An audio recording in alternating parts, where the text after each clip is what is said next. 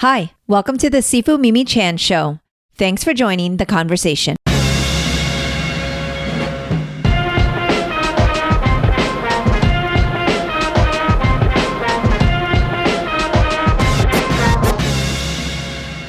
It's always a pleasure to speak with my friend, Dan John. In this episode, we discuss loss during the pandemic and how to cope with grief. We continue to explore the philosophies of the sword and the stone, and I am always amazed at how much I can relate to the stories in this book. I am grateful for Dan's friendship. He offered me a lot of comfort and support during our discussion about the issues facing Asian Americans. Dan John is a world-renowned strength coach and mentor to many in the fitness industry. He has competed at the highest levels of Olympic lifting, Highland Games, and the weight pentathlon. He has authored numerous books and continues to educate through his coaching and workshops worldwide. Please share this podcast with others and rate it on your platform of choice. You can also take one extra step to show your appreciation and love by donating to the show on my website, sifumimichan.com, or on patreon.com. Thank you for the support. I appreciate it. For comments or suggestions, email me at sifumimichan@gmail.com or reach out on social media at sifumimichan. Now, on with the show. Hello, Dan. Good to see you. Oh, thank you. It's good. Seems like it's been a while, but then you tell me it's not been a while. That'll just give you an idea of the way things are going in life post, hopefully, trending toward post-COVID. Yes. Yeah. We try to be a minimum of quarterly, you and I, and this is actually, I believe, number 8 for us. Yes. This is number 8 for us. So that's really exciting. 8 is a good luck, quote unquote, number in Chinese. So this will be our lucky episode. Well, my birthday's in the 8th month, so win-win. Win-win. Speaking of win and speaking of, competitions and everything, I'm so excited to be reading your Wandering Weights and keeping up with not just the Merlin stuff, which is what you and I always go over, but of course, all the really cool different things you've been doing, especially through COVID. But tell me about the competitions and kind of what motivated you to start that again and why. Yeah. Well, I had a total hip replacement December 18th, 2000 and God, I got so cocky. I think 19. Okay. It was right before COVID hit. Mm-hmm. And one of the things I was going to try to do was come out of it with 18 because the wedding was in 19. Sorry. The reason I got it done then was so I would be okay at my daughter's wedding. So I could dance and throw cabers at our family for the rehearsal dinner or the wedding itself. We have a Highland Games as part of the. Fun! And so, so I wanted to make sure I was able to turn the caber. I make the joke that you can't really get married until the father of the bride turns the caber. I don't know how many fathers of the bride turn cabers, but it's funny to say that out loud. For our listeners who don't know anything about the Highland Games, explain exactly what that is. Oh, the Highland Games. Well, it used to be a lot of fun, but now I call them track meets and kilts. But I started doing in 84. You probably would recognize like the stone put from Braveheart, the Braemar, that's where your feet don't move. So the stone put's 17-pound rock. The Braemar is about a 27-pound rock. And then there's the heavy hammers, which one's 16, one's 22, and they're stiff. They don't have any wire. They're either bamboo or nowadays PVC. So 16 and 22 pound. And then there's the lightweight for distance, which is 28, and the heavyweight, which is 56. Mm-hmm. And those look more discusy. And then there's the caber, which is the big telephone pole that we flip. Mm-hmm. And then really in the games I run, there's always a farmer walk because okay. Of course, because you're Dan John. Well, no, actually, and I think it's much more traditional. Yeah. I'm not a big fan of the heights events. I think those are a little bit more recent. So I like the horizontal events and the farm walk. Okay.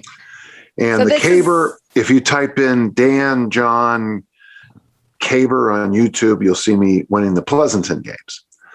And then if you go to my, I think in Coach Dan John on Instagram, I think it's me flipping it at my daughter's wedding. At the wedding. I love it. So at the wedding, of course, there's your version of the games. I think that's amazing. Yeah. So that's always fun. But with after that, I was thinking, oh, this feels pretty good. I'll get back in the discus throwing. And last weekend, the weekend before, I guess, I went down to Tempe to Arete Throws Nations 2-day camp, and I learned a ton. It was just really great instruction. Last weekend, I had an Olympic lifting meet, and I did really well, and we'll talk about that more. And then this, in fact, oh yeah, it is tomorrow. Tomorrow I fly out to New York for a kettlebell certification. So, Okay. Shot discus, Olympic lift, kettlebells, 3 weekends. The number of people on the planet Earth who could probably pull that off is less than you think. For sure. I am not one of them. But one of the things I love from your newsletter is just sign up, send the check, show up, stick to the plan, adjust and repeat. And I just loved the simplicity of that, but how hard that is for people. Well, and that's, it's weird. I like how you said that, because that's exactly what I do. Probably this afternoon, I'm going to go online. And in fact, I already have the tabs open. I just didn't, as you saw, I was gentle listener when we first started today. I just opened the thing to make sure I was on. Mimi caught me going through about Larry Draper, my great publisher, sent me out a whole box of books, historical weightlifting books. So all of a sudden she popped on, and I was in the middle of opening up all these wonderful books and stuff. So it is just, I was going to, and Mimi will tell you, there was a few minutes of confusion as I was looking at all these books I can't wait to read. And then there's Mimi, and then there's signing up for a weightlifting meet in November. So yeah, that's what I do. About the second I find out there's something I want to go to, I go online, I click the buttons, I put my credit card information in, I book the hotel room for this meet in Reno. Probably just as easy for me to drive to versus fly. Reno's not a good place to fly to from where I'm at. It's just not. I mean, it's just not a good location. And, I'll hop in the car November 3rd or 4th, whatever the hell it is, and drive out, spend the night or two, and then get in the car and be sore as hell driving home. And the idea is, you sign up, you send the money in, you get the hotel room, and then you make an X on a calendar when I got to start thinking about it. And for me, the best way to emotionally prepare for something is the 12-week process of preparation. Mm-hmm. I don't like this last minute stuff in anything in life. Right. I mean, there's nothing, things happen sometimes. Sometimes, you don't, things aren't always perfect. That was one of my complaints about stupid people during the beginning of COVID. The stupid people were allowed to have opinions. And it's like, well, like that one idiot, the White House woman who said, well, we should have had known what was coming. This is COVID-19. There's already been 18 of them. Like, okay, it's 19 because it's 2019. Well, why, if these scientists are so smart, why don't they know this? Well, they didn't know anything. They were doing their best to just keep you alive, you idiot. Yeah. Sometimes, just in front of my house on the way home from lunch, a pedestrian got hit by a car on a perfect day. Absolutely perfect day. I pulled over and I knew the Murray policeman, and we talked just for a second about just how stupid people can be on a perfect 90-degree day here in Utah with miles of visibility. Someone tried to speed through a red light and took out a pedestrian. Right. And, and for me, I don't want to speed through red lights because I want to show up early. Exactly. If it takes me 20 minutes to get somewhere, I give it a half an hour. So I don't speed through and hit a pedestrian. Yes. Yeah. Well, that's awfully responsible of you, Dan.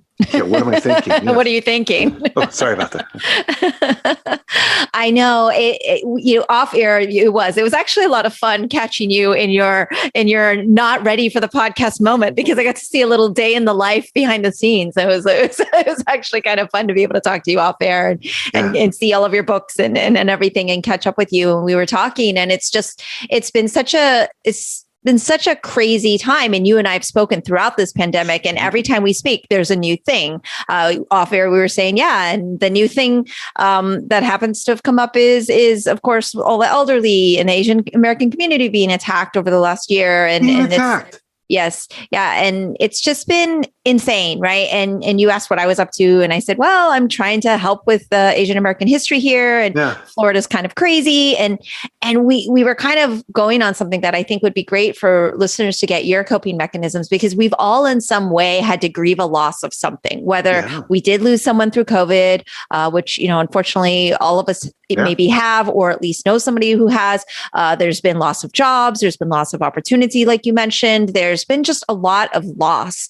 And I think we forget that we are allowed to grieve and that we need to in order to kind of move forward. And what would you give in terms of coping mechanisms or your advice on dealing with grief and loss? Because I know this is something that you're, very good at helping others. Yeah, I'm actually certified. Exactly. The first thing I would always tell people, and it's a very strange thing. Elizabeth Kubler-Ross work became very popular and famous. In fact, in All That Jazz, the movie directed by Bob Fosse, I wouldn't say they make fun of it, but a lot of people, that's when the comedian went through it piece after piece, and the main character was dying and going through but that is not what most people do when they go through any kind of grief. In fact, the best way I've ever heard it described as grief is like a roller coaster. There's going to be ups and downs, and there's really no way when it comes to grieving that you're going to be able to say, okay, I'm going to grieve, Saturday. Well, when I was first going through these grief therapy classes, one of the things that just broke my heart, but the woman who had taught the course, she lost a child to SIDS. I don't know what SIDS death is. Say it's 6 months. Well, and her husband were able to make their marriage work after that, which is, by the way, can be a really difficult thing. And she became involved in grief therapy when she was driving her car one day and she saw a school bus. And she started sobbing uncontrollably and couldn't stop sobbing. Her husband came home from work. They both worked, but they just took a time out. Well, it turned out that this would have been the fall that their child would have started school. Mm. Nowhere in her conscious brain did she do the math, but her whole conscious brain had done the math, obviously. Yeah. And so sometimes when it comes to coping with grief, is you just have to accept the fact that there's no rhyme and reason to how your heart is going to feel one day. As I've mentioned before, and many things, I have issues with concussions. I took a discus in the head when I was in college, and I lost about 6 months. I have a period where I don't really remember anything. I have some sparks of memory, but I don't really have clear memories at all. Mm-hmm. And because of that, one of the things about massive concussions, very big concussions, is that you tend to get, I call them the dark nights of the soul. By the way, by labeling it the dark night of the soul versus seasonal affective disorder or depression of, occasional depression, by calling it a formal name, it is the dark night of the soul, actually helps me. But what helps me the most is this. I feel it coming on. I can feel this depression coming on. I know it's coming. And then I say, that's not you, Danny. This is the dark night of the soul. It was caused by getting hit in the head with a discus, from multiple collisions in American football, and from just, odds and ends playing sports. By labeling it this, I breathe out and I don't have the impact. Sometimes when you're doing something like, for example, if you lost your job, a loved one or something like that, and all of a sudden you walk into the kitchen and you forgot what the hell you went into the kitchen for. Don't say I'm losing my mind. Just say, I've had a rough year and a half. And it's funny, giving yourself that permission. And in this case, we'll say grieve. Okay. We'll say giving yourself permission to grieve, giving yourself permission not to be perfect. I guess that's it right there. You know, like many people, I'm going through my own issues. You know, upstairs I've got a grandson who almost didn't make it because of an issue, but he's doing fine now, and he's growing every single inch. Well, on top of that issue, there was another issue this spring. I'm not going to talk about it here, but and sometimes when I'm doing something and actually, Mimi, talking with you when I was I let myself get a little flustered and flabbergasted when you pinged on. And I'm like, as I look back on just 6 or 7 or 8 minutes ago, I go, Danny, it's okay to be early for a podcast. It's okay to put books back on their shelves.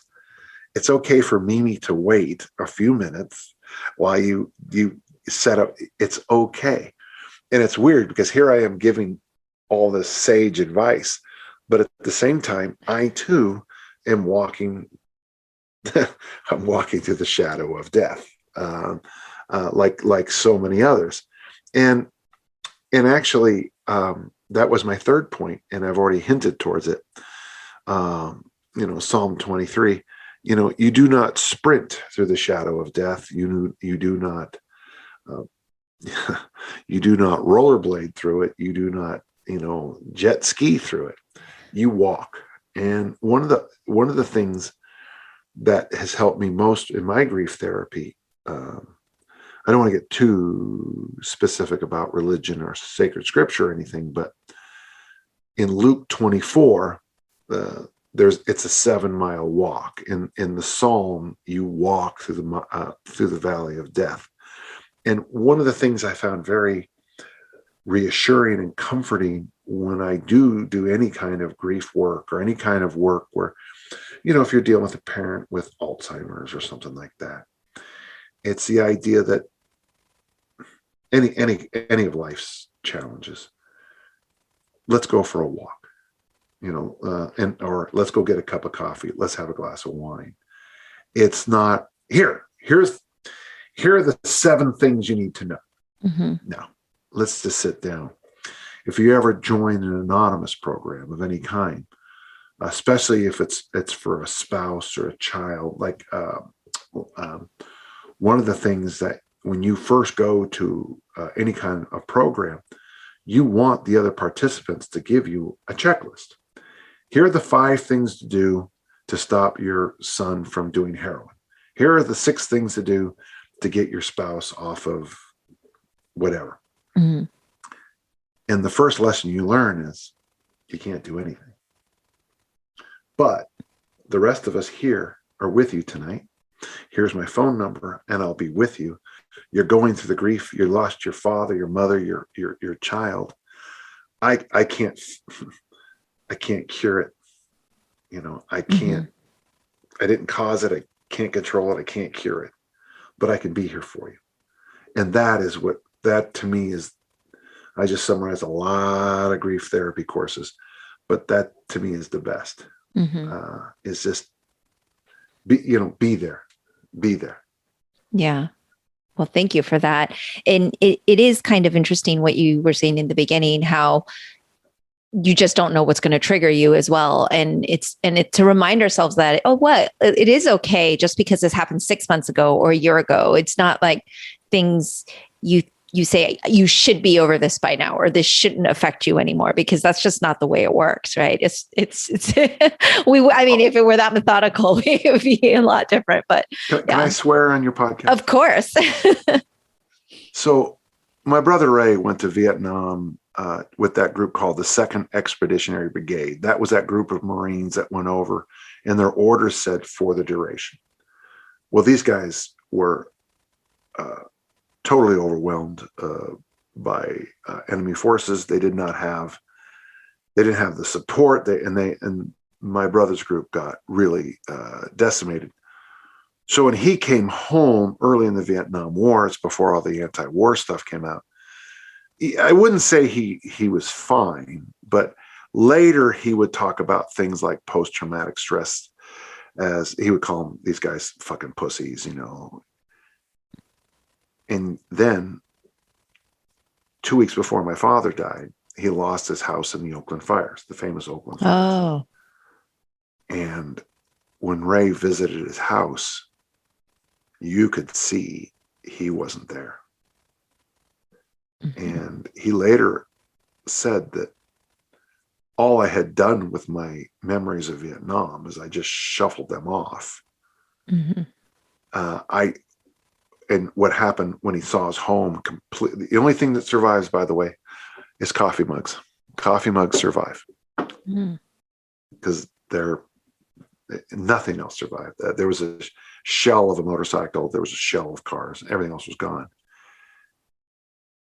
But the reason I bring up this is because even if you don't think you're going to grieve or have issues, you do. And this is a basic part of grief therapy.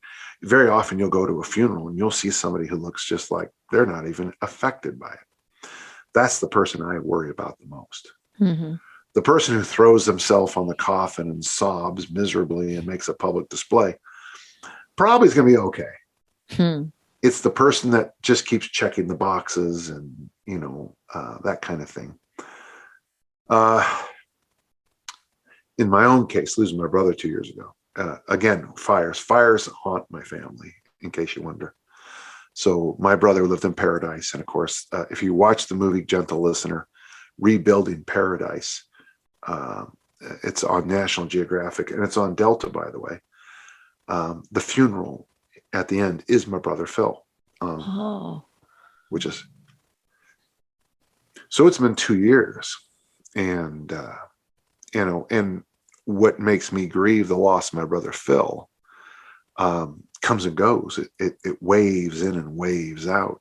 And it's interesting because the people at his funeral who were the most over the top are fine. Mm-hmm. You will grieve. And the truth is, gentle listener, and this isn't good news, there is a grief process when you graduate from high school. There's a real grief process when your athletic career comes to an end, either with injury or with reality. And when your kids, every parent I know can't wait for the kids to get the hell out of the house. And then the day they're gone, you're like, no. Yeah, you might take their room and refurbish it into an office, but I guarantee you'll never use that office. Mm. So yeah, grief is a tough one. And for those of us, and all of us had some share of grief, there's all my local neighbors who have kids who graduate from high school in the last 2 years. There was no prom, there was no football season, there was no graduation. No graduation. Yeah. And, everybody's mad at the principal at the school because we had this kind of graduation, not that kind. And it's like, what else can we do? Right. I mean, would you rather bury a faculty member or make it uncomfortable one day to have the faculty member wave at you from a car? It's your call. Either way, I think one of the things that's allowed me to get through some of the stuff better was growing up in a military family during Vietnam. I posted a picture of my dad the other day, coming over his injuries from his war experience. So one of the things you get used to, one of the things I learned to a coping mechanism I learned as a child is, things can go bad real fast. So enjoy your Cheerios and toast for breakfast. Enjoy these times together playing we used to call it penny ante poker. Enjoy playing Yahtzee with each other. Because this may not last. Right. Yeah, I think people are finally coming to that realization too. The time that we had even like, as you said earlier, hopefully going into post-COVID time, it's still not really going to be exactly the same. There are things that will not ever be the same, and we are forever changed as well. And I think it's been difficult for a lot of people, and we're lucky here where I'm at the school, we have this connectivity. We've had something that has grounded us and has kept us together and has kept us working towards something and like refocusing. But it's definitely, we've seen, the effects from all ages, and it's affected everybody, and it continues to and will. But I think those are all really great things. One of the things I'm hoping becomes just normal is working from home. It's interesting, businesses that are insisting on everyone coming back to work, according to my daughters anyway, it's all the boomer places, the places. And by the way, I'm about as young as you can be to be a boomer. So we're not going to be around much longer. And thank God for it. The greatest generation in the history of America led to the most spoiled brat, and I'm part of it, generation America. Every time a poll comes out, my generation is the one that forgot. So what my generation did is the generation before us put all the ladders down to make it easier for us to climb up. Mm-hmm. My generation pulled all the ladders back up. And this great analogy. Well, it is. I mean, what a horrible group. They're the only demographic against Juneteenth as a holiday. Yes. My people, the boomers. Wait a second. Why should we? What do we need that for? Yeah, God, we see. I hear you. I am in Florida, where there is a large population that have their own way of thinking that I vehemently disagree with. But this is why it's important for each generation after to be able to get educated and speak out and make changes and fight for what they believe in. Because if we're not doing it, there's just so much looming. And like you said, hopefully things change in terms of with each generation comes new thinking and improvements, because that's kind of how science works, right? We go, this is the new information, so here's what we do. I know in exercise, you do that all the time. You're like, well, this is outdated information. We're not going to do it just because it's always been done this way. We're going to do it because now it's better, it's more efficient, there's less injuries, it's You're very wise. Yes, exactly. Yeah. So this was a little bit depressing, but the nice thing is I was as honest as candid as I could ever be. I don't know what your listeners think, but I do think it's important that someone who is like me, who looks like me, who's at my age, who I mean, I've got blue eyes and I had blonde hair, but now it's whatever. I am a hint of white. Now I'm Irish, I'm not, some of those others, but I think it's really important for people who are my age and the hue of my skin. And I sometimes feel like I am one of the few people who figured out that, things were a hell of a lot easier for me. Let's just ignore the skin color one, because that seems to piss off more people. But the fact that I was male, when I graduated from high school and junior college, there were male athletic scholarships. There were some female ones, but they weren't as easy. Now, truth be told, now it's all flipped, and it's good. But I had more opportunities in life than my sister did, simply because of my gender. Yeah. I have to be able to say, and if I don't, I have no intellectual integrity, and I should slap myself. I have had more opportunities because of the color of my skin and because of my gender. And that is a true fact. And it upsets people. I lose followers because I'll say things like that. I did a thing on Black Lives Matter a year ago. And I kept some of the comments because the people looked so stupid. But the ones that had F-bombs in them and stuff like that, I took out. People who don't think that there's an advantage to being a white male in my lifetime, you're stupid. Now, whether this continues to be my grandson Leo is going to call me one day and say, you don't know what it's like now. I'll just slap him across the face and shut up. He's going to be 6'8". He's going to be 6'8", fast twitch monster with a great education. Shut up.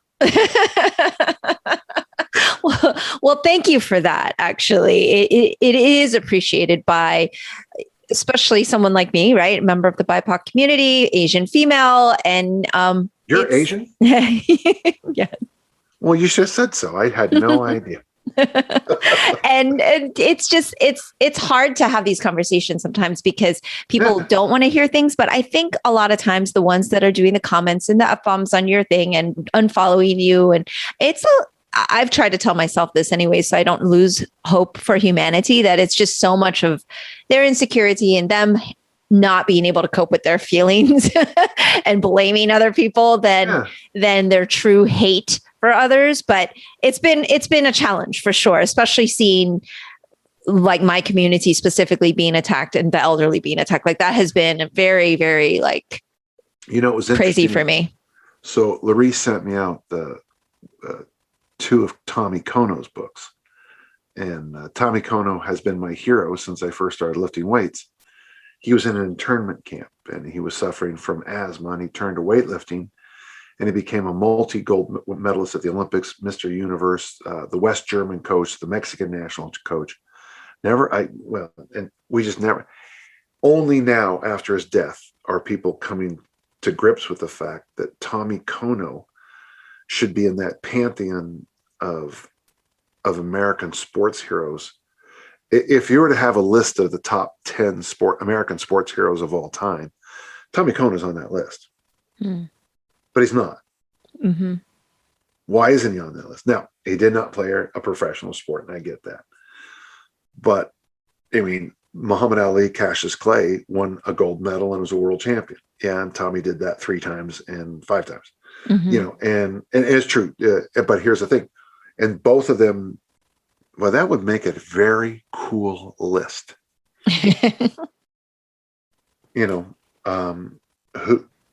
Whose sports qualifications are better than Tommy Kono? If you tell me Tiger Woods, I'll say, well, yeah, Jack Nicholson had more. If you tell me Michael Jordan, I'll say Bill Russell had more. Yeah, about the only person I could say better than Tommy would be Bill Russell because of those 14 NBA championships. Oh, wow. But even then, the Olympics only happen 4 years, not this is true. They don't have the same opportunity to have the numbers in. Yeah. But, it's interesting because it's nice. The Sacramento public radio station, and I had it on my Wandering Weights. Mm-hmm. I've been posting those. If you want to go back an issue or two and share those Tommy Kono I will. videos, that might be worth your time. But here I am, little Irish Catholic boy, Danny John, saying that, Tommy Kono is the person we should be talking first and foremost with. I don't want to pat myself on the back, but it is nice that Tommy is finally getting his due. And guys like me have been wondering, why hasn't he been getting his due since, I don't know, 1964. Well, kudos to you for that. And now, of course, I can't talk to you without talking about Sword in the Stone, but I emailed you and said, I kind of shed a little tear when I read your final, Wandering Weights, where you're like, well, then there you go, the Sword in the Stone. And you've been sharing passages for such a long time, which is actually 4 years, what started me to reach out to you about this and go on this journey with you myself. So luckily we're still on the journey, but yeah, I can't believe that you came. So let's do this. Something I do have to say, I am disappointed with the last 6 months of my work. So one of my thoughts is to go back and redo the last few chapters. I wouldn't say I was tired. I had a lot going on. I am not as thrilled with the last 5 or 6 chapters as I should have been. And one of the things I'm going to do is I'm going to go back and redo a few of them. I see. Is this you not wanting to let go of Sword and Stone, though? Never let go. I think so. Yeah. Somebody asked me, it goes, what are you going to do this with another book? And it's like, no. Gentle listener, how many of you would work tirelessly for 4 years for absolutely no income at all, and no one read? I think you and I, Mimi, are the only two. Actually, that's not true. I was shocked at how many people would send in over the years. Yes. I don't know what I can do with the copyrights. I know that it's the edition I use is not an American copyright, but. Mm-hmm. Yeah, you know what? I'm thinking about redoing a number of those last ones. Okay. Okay. Do you have a copy of it? The whole thing? I have half from when you were working. So yeah, I don't have the whole thing. You can update it now. And it's funny because when I was reading and every time I prep for you for this podcast, I feel like I'm some sort of like upper level grad student Sword in the Stone study, because I go, oh man, I gotta read the book. I go through my notes. I gotta do my highlights. I'm gonna be talking to Dan. I feel like I'm getting ready for a quiz or something. And then when I would have your notes and then read what you wrote, I would feel so affirmed if like we were thinking the same thing. But then I didn't want to read it because then I felt like I was cheating. It's very funny. This is like, it's been a long time since I've been doing academic studies. So,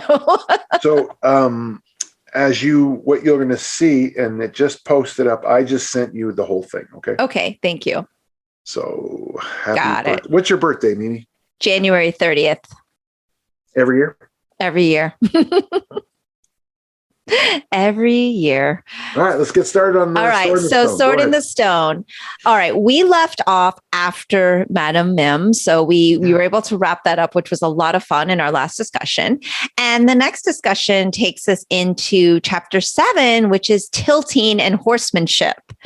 And and then of course it takes us into Sir King Pellinor and Sir what's his name? Grummerson. Yes. Grummerson. Yes.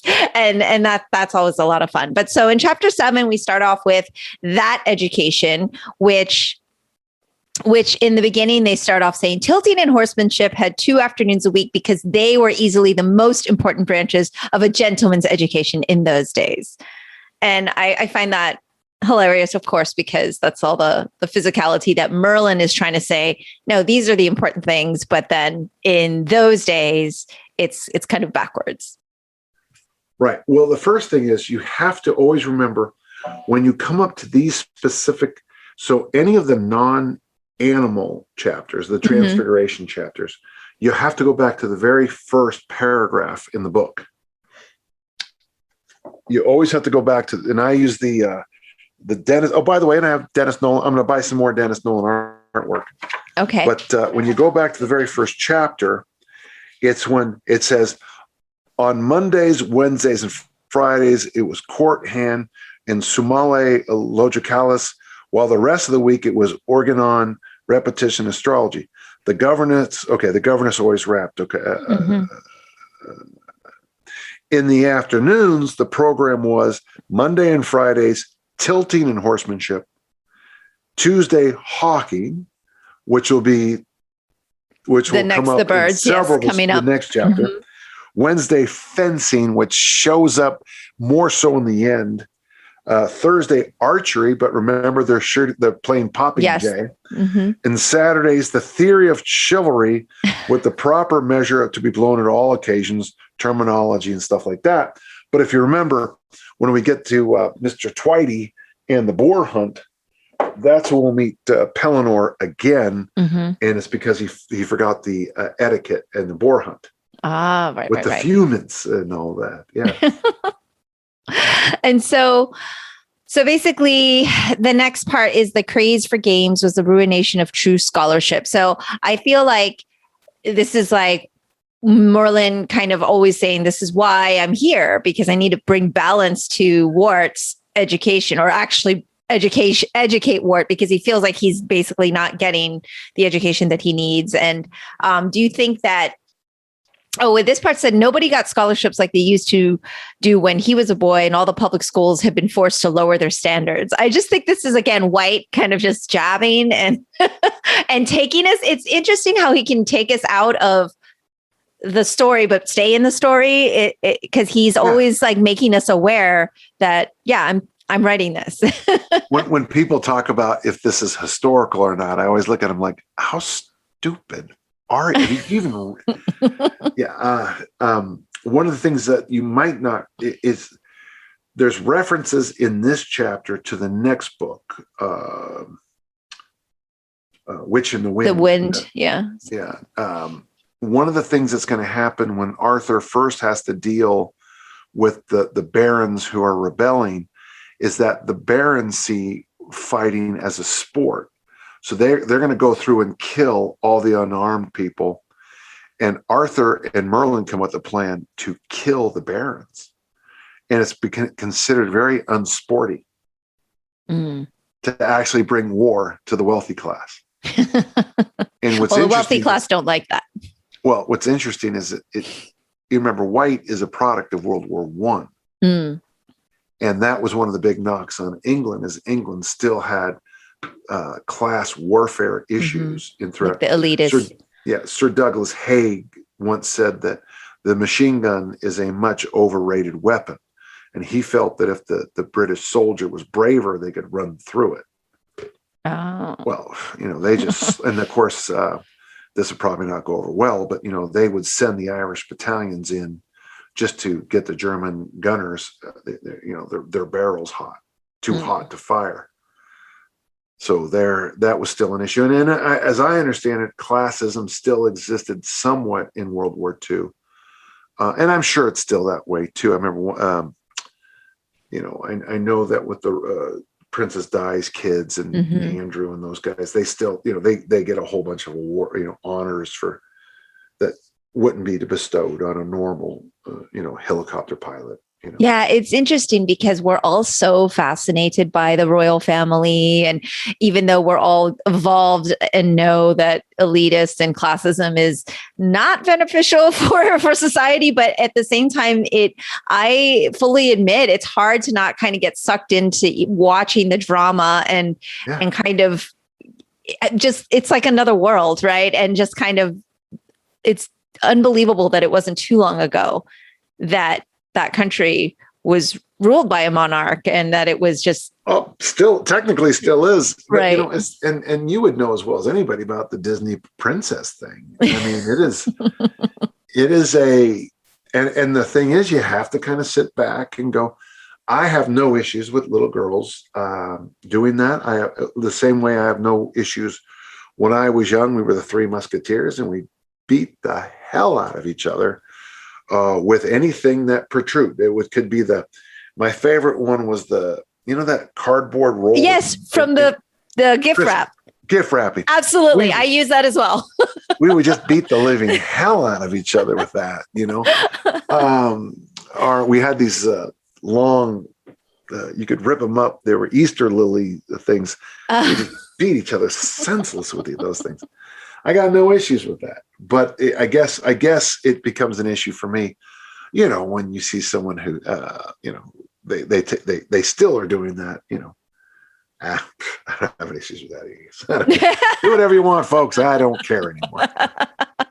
Well, it's funny because we always talk about this book, and everybody hears Merlin or Sword in the Stone, and they kind of think of it as this like Arthurian tale of Camelot and all this stuff, and and you and I constantly talk about it as a book about education and basically how heavily seated in education it is. And every chapter we've gone through, I don't think there's one that doesn't have a theme of education within just each chapter itself. Like here it comes up again, even though it's constant. And it's interesting because it doesn't take too much digging to get that. You are definitely a scholar. I am not some academia that's like, well, I've studied this for many layers. I mean, you read it once through and you should know that it's pretty much that's what it's about. But this doesn't really, there is a tilt, and there is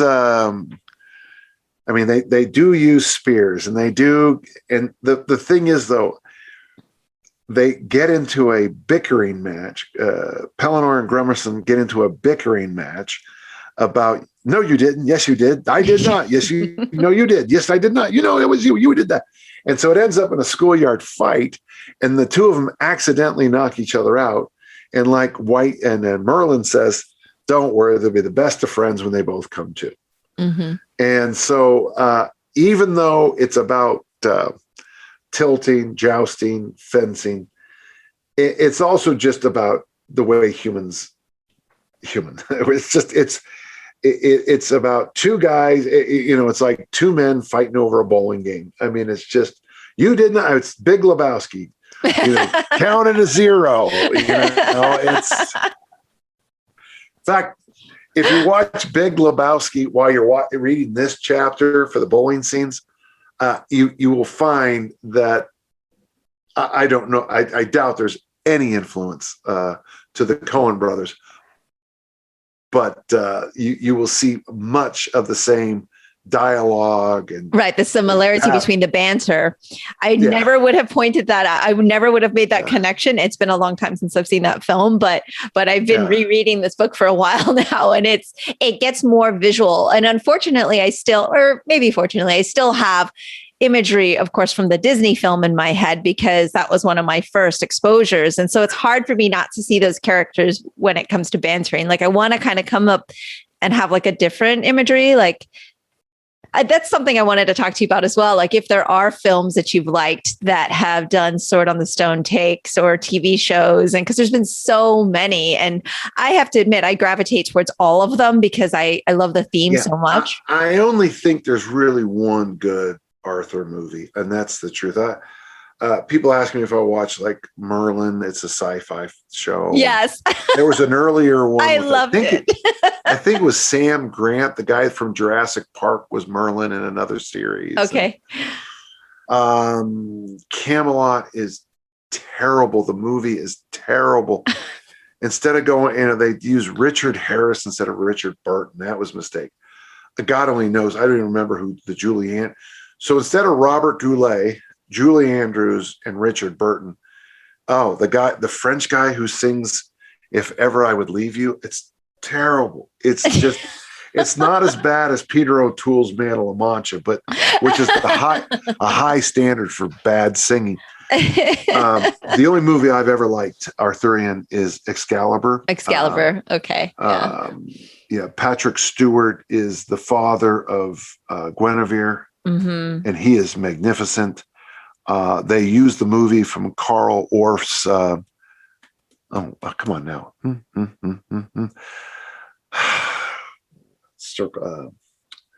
O Fortuna. Come on, what's the name of it? Carmina Burana. God. Okay. Carmina Burana, his great operatic. Okay, the opera. Yeah. Yeah. And what's great about the song O Fortuna, it is the Wheel of Fortune. And the singers are saying, if you stay in the center, you're fine. But when you hear it, you're like, so, I've always thought Excalibur was probably the only Arthurian movie that I didn't want to strangle anybody at. Right. The Disney, The Sword and the Stone, I thought is not good. And the reviewers in 1963 said the same thing. There's Arthur has three different voices. There's that idiotic scene with the squirrels that just doesn't. The squirrels is a pretty bad one. Yeah. But as a child, I have to say, I really liked it. Oh, yeah. You don't know better then. But now you look back and it's disappointing. Yeah. I think you know too much. That's the problem when you know too much. Yeah. And the whole wolf thing is just, it's not, I mean, it's great. Oh, it's scary. There's a wolf in the story, but it's overdone. The whole. Yeah, and I guess they are bringing out a new one on the life of Madame Mim now. Oh, interesting. I mean, it's gonna be a live action about Madame Mim's life. When, in my review of the stories, when you get there, you'll see I really went into some depth about where she might have gone to school and all that stuff. I think the reason Arthurian books don't work well, movies don't work well. I'm sorry, it's kind of the same reason. Robin Hood stories. There was a TV show from the BBC when I was young. Robin Hood, riding through the glen. The Errol Flynn version and the Bugs Bunny version are all so good. Yeah. That when everyone tries to make a reboot of it, Mel Brooks has his. Oh yeah, the Men in Tights, which is just pretty good. And then you got. Time Bandits has Robin Hood, which is funny. Oh man! But the Kevin Costner one and the other guy who was in Gladiator one, Russell Crowe. You just watch him. It's like, ugh. Yeah, I didn't even watch that one. The stories become very labored, and because it was done. And by the way, speaking of Patrick Stewart, Star Trek: The Next Generation's Robin Hood one is actually not bad. Oh, when you compare it to some of these horrid movies that have come out. But the Bugs Bunny one, I will go to my death as the Porky Pig as Friar Tuck is just perfect casting. Bugs Bunny, yeah. it's genius. I love it. I love it. I've been meaning to ask you all this time because we never really talk about the films because we're so engrossed in the book. But it's funny because I knew Excalibur was going to be the only one that maybe passed for you because I was like, you know too much. Yeah. When you know too much, that's the problem. Yeah. And the nice thing about, I don't know who the actor is in Excalibur who plays Arthur because he's not famous. And I thought that was a good choice. If you have, Matt Damon playing young King Arthur, it's probably better to have a lesser known person. Yeah. As the I agree.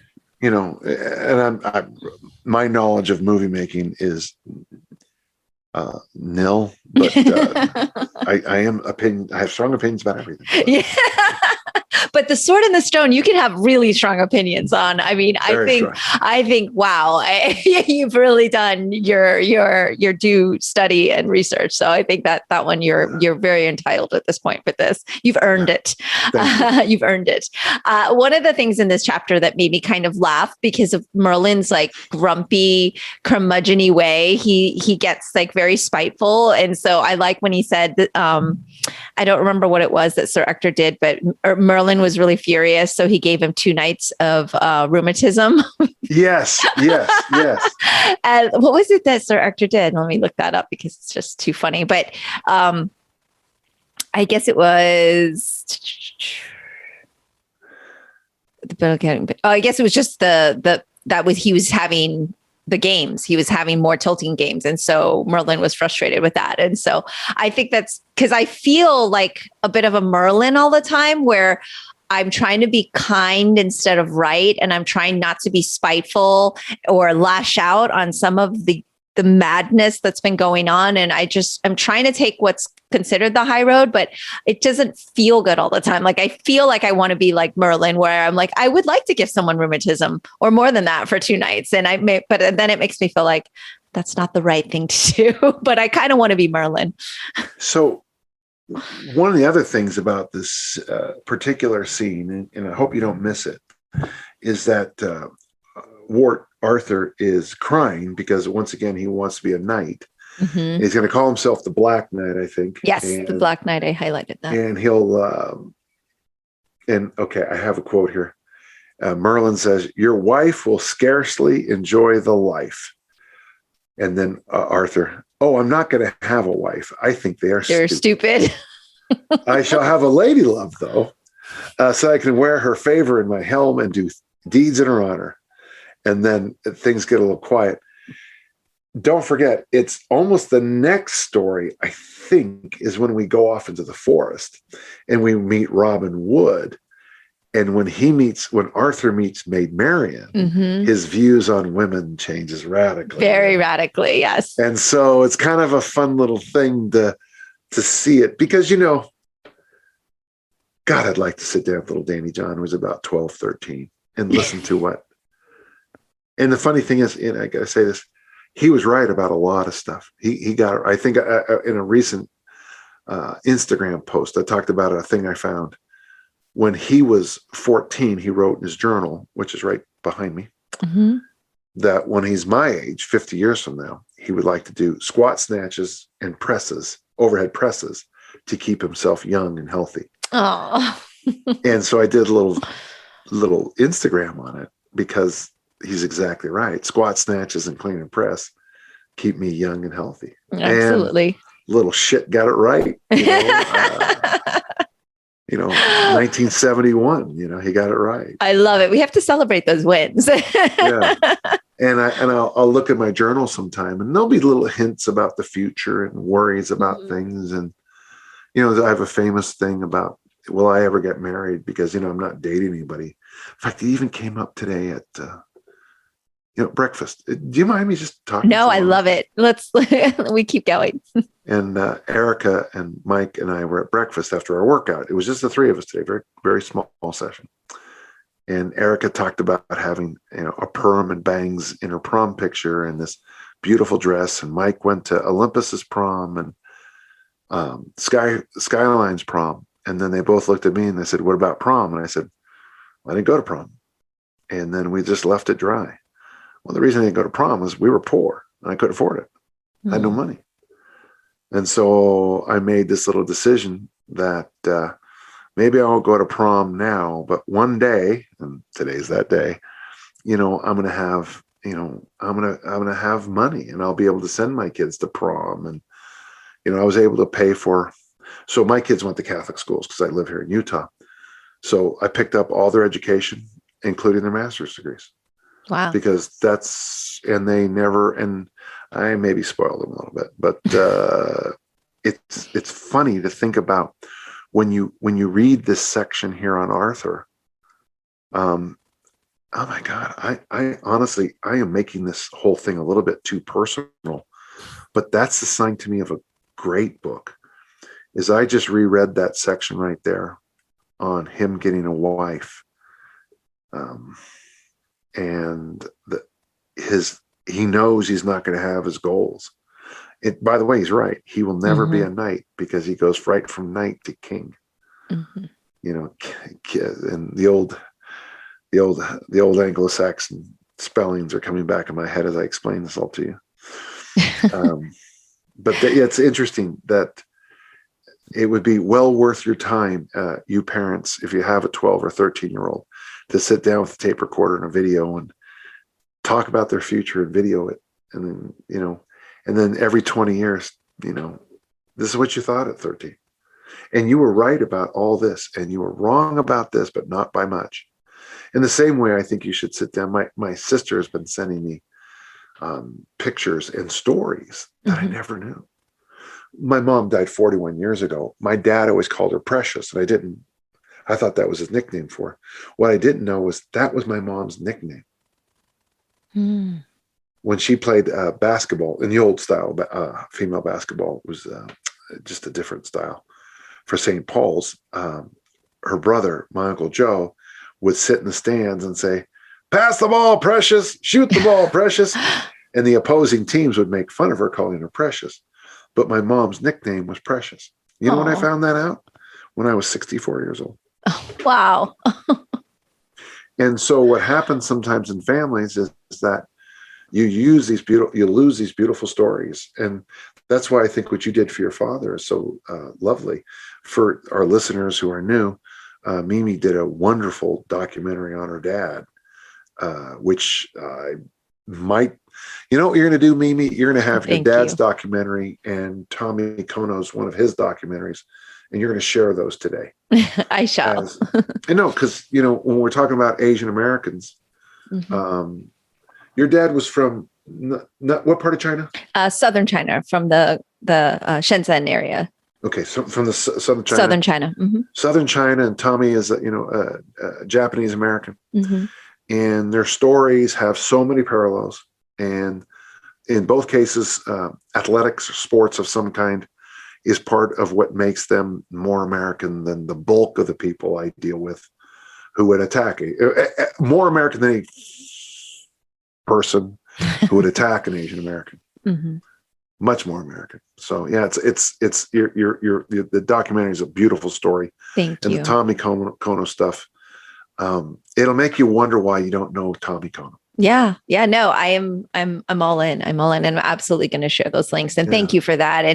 And this is why I podcast, is because I really like to have these conversations, and I'm fortunate to be able to have them with guests like you and have friendship through this. But it's funny that you say that this is a sign of a great book, because I think we all kind of start to reflect our lives through their experiences and feel those parallels. And I find myself doing the same. Well, I just told you, I thought I was Merlin. I feel like I'm Merlin. and I know you've said at different times in your lives, you're different characters through this book.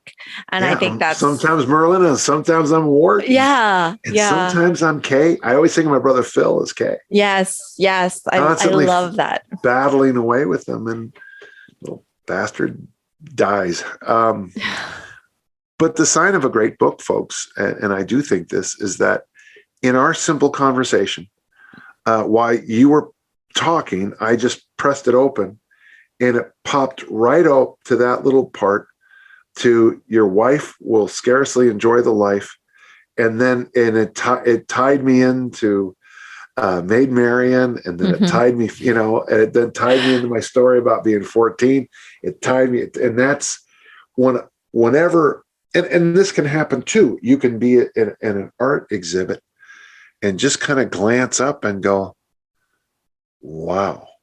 And when you sometimes in life, it's hard sometimes. It's like when you try to tell the funniest, God, my high school female athletes, I want to kill them all.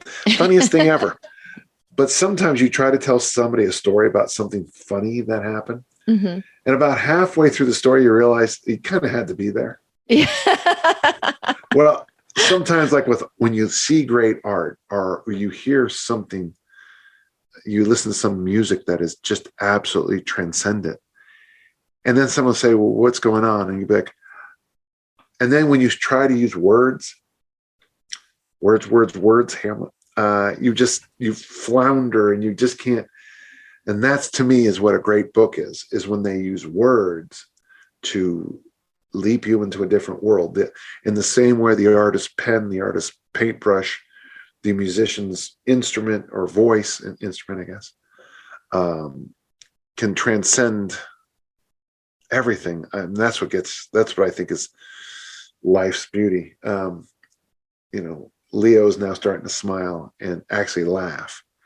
And to get a baby to laugh, I videotape it to send to my sister and some of my friends on my phone, whatever you call it, video. And watching a baby laugh is just like one of those moments where you just I can't not smile when I hear a baby laughing uncontrolled, because you're doing this to the nose. That's all you're doing, is doing this to the nose. But to the baby, it's the funniest thing that's ever happened. It's true in their life. Yes. And that, to me, when people ask me what a great book is, it's a great book has those moments that you come back to over, and you've read the book 100, 200 times, and then you find this thing, and then your brain goes to these far corners of the universe. That's a great book. A great art, great whatever. Yeah. Great piece of work for sure. I love the fact that you still have your journals from when you were 14. I mean, that is amazing. It's a lot easier for this generation because they can type it and keep it on a hard drive and it's stored. So listeners, absolutely, you should be journaling and have your kids journaling. What year you can't were you really born? Lose it. Amy, what year were you born? 1978. What year again? 1978. What day? January 31st. For our listeners listening, Dan is flipping through some notebook right now. I was doing the day you were born. Oh, this is too much fun. Oh, darn it. It would be the very next journal, but which is buried in there. Oh, that's okay. I can tell you what I was doing when you were conceived.